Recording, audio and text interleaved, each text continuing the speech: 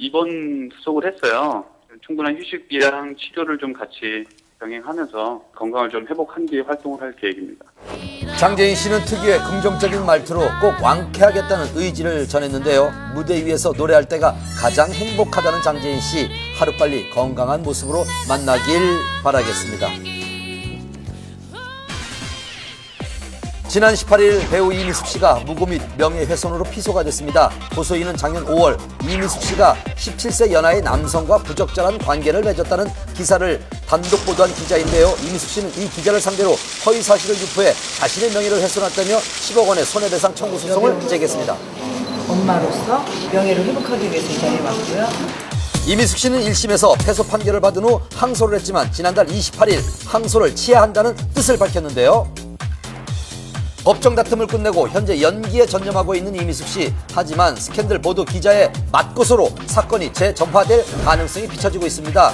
이에 해당 기자를 만나 이미숙 씨를 고소한 이유에 대해서 들어봤습니다. 취재 내용 자체가 허위가 아니었다는 얘기죠.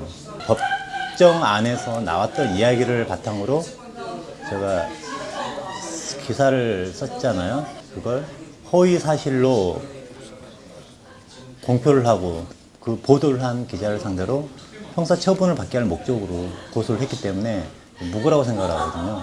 이미숙 씨의 사생활 논란은 2011년 전 소속사 대표와의 전속계약 분쟁에서 불거졌습니다. 재판 와중에 전속사가 자신의 입장을 대변하는 차원에서 이미숙 씨의 그 과거사를 좀 들춰냈고요.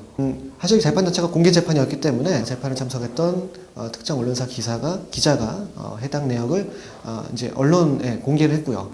그렇다면 유상호 기자의 명예훼손죄가 성립되지 않은 이유는 무엇일까요?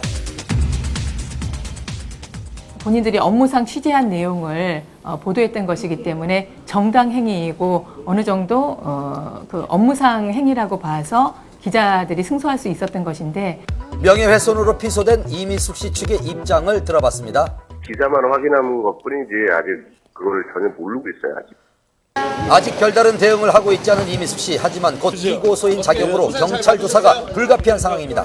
기자가 그 이미숙 씨를 명예훼손으로 고소한 상태이기 때문에요. 형사재판부에서는 과연 이미숙 씨의 스캔들이 사실인지 허위인지 그 여부에 초점을 두고 재판이 진행될 것입니다. 치열한 법정 공방이 예상되는 가운데 신중하게 재판 결과를 지켜봐야 하겠습니다. 내가 통제 가능한 꿈만 꿈이다. 모든 꿈은 남한테 묻지 말고 나한테 물어봐요. 자기 자신한테 물어요. 꿈 전도사로 알려진 유명 스타 강사 김미경 씨가 논문 표절 의혹에 휩싸여 충격을 주고 있습니다. 바로 오늘 새벽 한 언론 매체에서는 김미경 씨의 대학원 석사 학위 논문이 표절 논란에 휩싸였다는 소식을 전했는데요. 기존의 논문 최소 4편을 짜깁기 했다는 겁니다.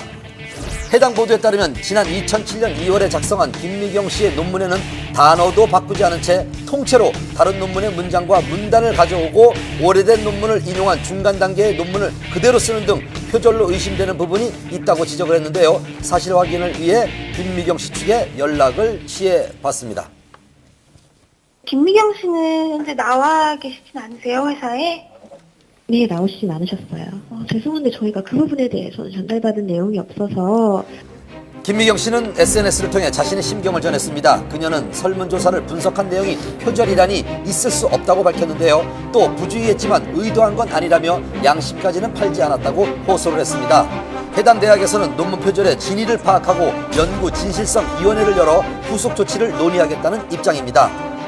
그러나 꿈 전도사로서 특히 대학생들이 가장 신뢰하는 멘토로 손꼽혔던 김미경 씨였기에 많은 이들이 실망과 안타까운 마음을 감추지 못하고 있는 상황입니다.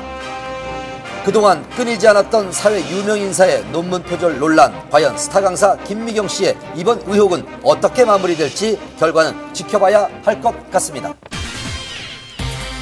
아이돌 그룹부터 중장년 스타까지 요즘 SNS 안 하는 스타들이 거의 없죠. 제 일상생활을 좀 보여드리고 싶다.